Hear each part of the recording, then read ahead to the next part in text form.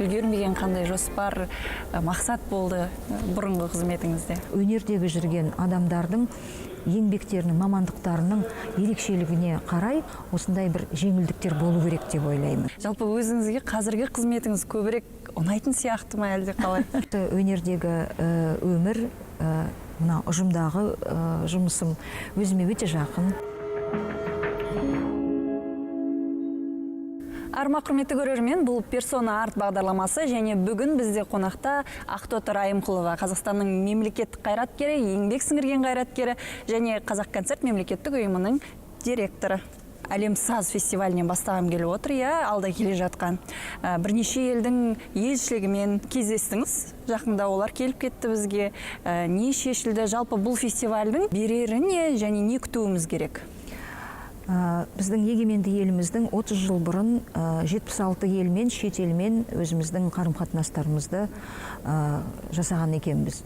Осы үлкен 30 жылдық мерейтой аясында біз өзіміздің Қазақконцерт ұжымы болып Әлем саз атты фестивалімізді бастап жатырмыз. Елшіліктермен бірге кездесіп, өзіңіз айтқандай, өздеріміздің мәдени шараларымыз туралы айтып, ол кісілердің үлкен бір ризашылығын және сүйіспеншілігін көрдік. Өйткені біздің мәдениетіміз дегенде, жалпы өздерінің өнерлері дегенде біздің елімізге көрсетуге әрқашан дайын екен.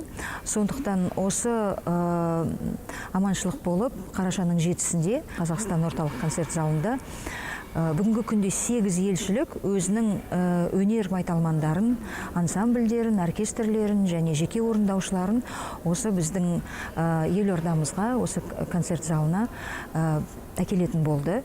4 күн бойы біз бірнеше концерттерді қойып, олардың кино туындыларын қойып, сонымен қатар осы отырған ғимаратта сол өздерінің фото көрмелерін және жалпы өнерпаздарының өнерлерін көрсетуге бүгінгі күнде осындай келісім шартқа келіп отырмыз.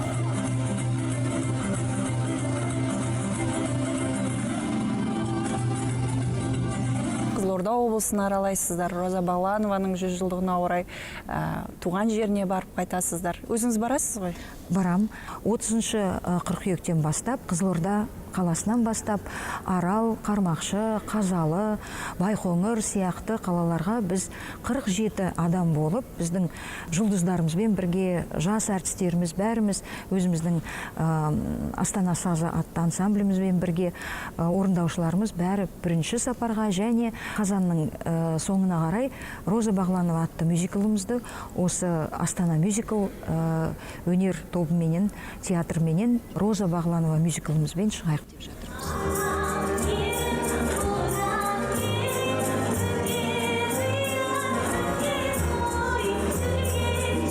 Біздің жас Астана мюзикл атты театрымыз өзінің 5 қойылымын Алматыға да дайындап жатыр. 2016 жылы Қазақконцерт Астанаға көшкеннен кейін сіздер ол жаққа әлі барған жоқсыздар, яғни Қазақконцерт.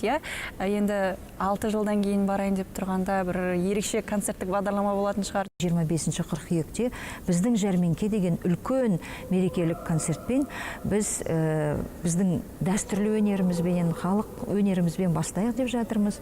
Сонымен қатар біздің классикалық әншілеріміз, классикалық орындаушыларымыз мына Абай атындағы опера балет театрында концертін береді. Құрманғазы атындағы Қазақ ұлттық консерваториясының үлкен залында. Сонымен қатар өздеріңіз білесіздер, жаңа Алматы Сиета деген жаңа театр ашылып жатыр. Сол жерде бізде жап-жас пианистші, фортепианода ойнайтын Әлим Бейсенбаев деген өзіміздің қазақстандық 23 жаста ғана осы халықаралық ең бір деңгейі биік және бір күрделі конкурстың лауреаты болып отырған дүниежүзілік деңгейдегі ең бір талантты және үздік пианистші бүгінгі күнде біздің Қазақконцерттің солисті болып отыр. Сондықтан Алматы қаласында, елордада да оның концерттері болады. Роза Қуанышқызы Рымбаева бастап үлкен тобымыз сол Алматы Сиета концерттік театрда өздерінің концерттерін береді. Гүлдер ансамблінің құрамын жаңғыртып жатырсыздар, иә. Кәдімгідей қазақ эстрадасының бүтін бір дәуіріне айналды десе қателеспейтін шығармыз. Сол биікке қайта шыға ала ма ансамбль? Үлкен бір күрделі қараулардан өткен жас біздің бишілеріміз, әншілеріміз 15 тамыздан бастап өздерінің дайындықтарын бастады. Желтоқсанның 7-сі күні осы үлкен Қазақстан орталық концерттік залда Гүлдер ансамблінің, жаңаша ансамблінің тұсаукесерін дайындап жатырмыз. Осы ансамбльдің тарихы бар. Гүлдердің тарихы бар. Сондықтан тарихи қойылымдарды да бүгінгі күнде еске алып, осы баяғыда Гүлдер ансамблінің хореографтары болып жатқан профессорларды шақырып, солардың бұрынғы дәстүрлі қойылымдармен бірге бүгінгі заманауи, енді әрбір өнер тоқтап қалмайды ғой. Бүгінгі күнде де хореографияда да жаңалықтар бар. Сондықтан жаңа да заманауи қойылымдарды да қойып, сөйтіп әндерді, оркестрлік шығармаларды дайындап, үлкен бір қуанышпен дайындалып жатырмыз. Балалар филармониясы, жас киноман деген жақсы бір жобалар бар, солар туралы айтып беріңізші. Жаз бойы жазғы кино деген, жазғы кино көрсетілім деген керемет жобаны өткіздік. Әртүрлі деңгейдегі енді шамалары бар жанұялардың балаларын шақырып, ақысыз киноларды көрсеттік. 25 мыңнан астам балалар келді. 1 қыркүйектен бастап сол үлкен керемет жобаның жалғасы ретінде балалар филармониясын аштық. Әрбір сенбі күні сағат 12-де әртүрлі өнер жанрларының майталмандары, жұлдыздары өздерінің өнерлері туралы, жалпы тарихы туралы, үдерісі туралы айтып беретіндей үлкен бір бағдарлама жасадық. Арман асулары деген үлкен фестивалімізді дайындап жатырмыз. Бұл енді балалардың мына күзгі демалыстарына орай 1 қарашадан бастап осы бүкіл республикадан талантты балалар, соның ішінде инклюзивті балаларды тауып, бүгінгі күнде облыстармен жұмыс істеп жатырмыз. Оларды біздің ғимаратымызға шақырған бір себебіміз, бір жағынан шеберлік класстарын жасаймыз, екінші жағынан үлкен гала концертімізде біздің сахнаның жұлдыздарымен бірге өздерінің өнерлерін көрсететіндей мүмкіндік туғызып жатырмыз.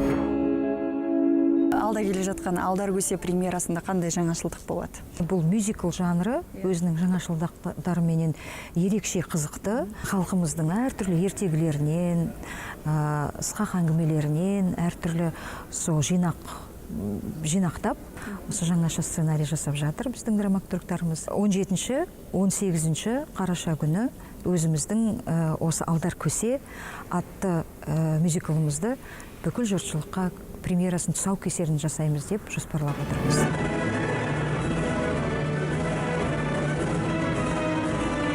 Жалпы біздегі өнер адамдарының өзін-өзі дамыту, аудиториясын ұлғайту мүмкіндігі туралы сұрап білсем. Шетелде танылуына жұлдыздарымыздың алғышарт жасап жүре береміз бе деген сияқты. Әрине, мемлекет жағынан біз Қазақ концерт болып және жалпы осы концерттік ұйымдар мемлекет жағынан қаржыландыру және субсидия сияқты нәрселер бұл бүгінгі заманда өте бір керекті және өте өзекті нәрселер. Өздеріңіз білесіздер, мен енді мемлекеттік жұмыста жүргенде, мына балет әртістеріне, мысалы, 35 жасқа келгенде олар зейнетке де шыға алады. Ол бұрын соңды болмаған нәрсе. Бұл мысалы балет әртістеріне бір үлкен мемлекеттің жалпы еліміздің жасаған бір жақсылығы.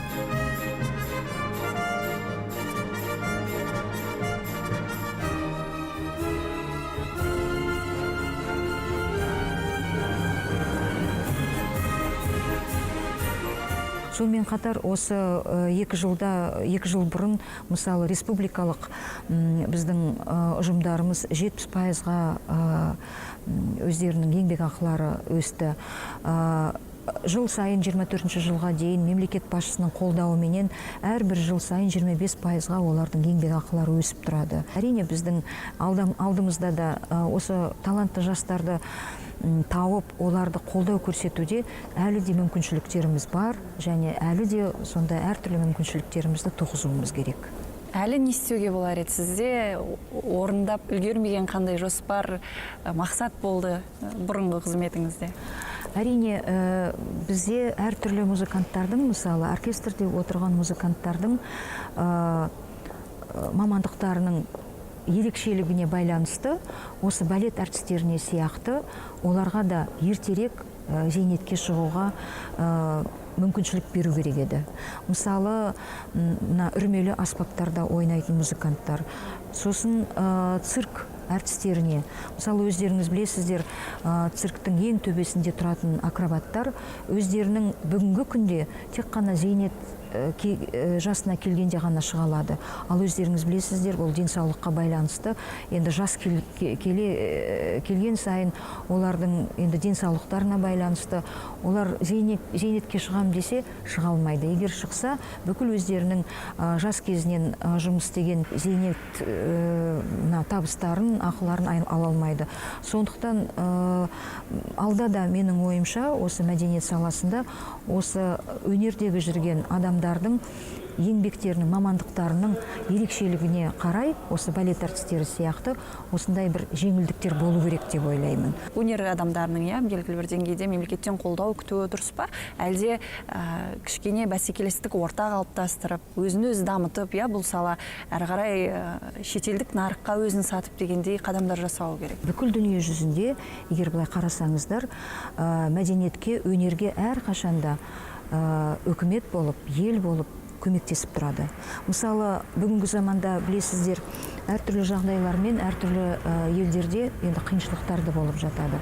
Сонымен қатар, менің осы жақында ғана оқығаным, Европа елдерінде, жалпы Евразес дейді ғой, Европа елдерінде өздерінің мына бүкіл бюджеттерінің 4%-ын өнерге, мәдениетке салып жатыр. Бізде қанша пайыз? Біздің елімізде де осындай пайыздарға егер өнер саласын қаржыланатын болса, әрине біздің талантты өнерпаздарымыз біздің өнерімізді, әртүрлі жанрдағы түрдегі өнерлерімізді, мәдениет саласын әрі қарай жандандырады деп ойлаймын.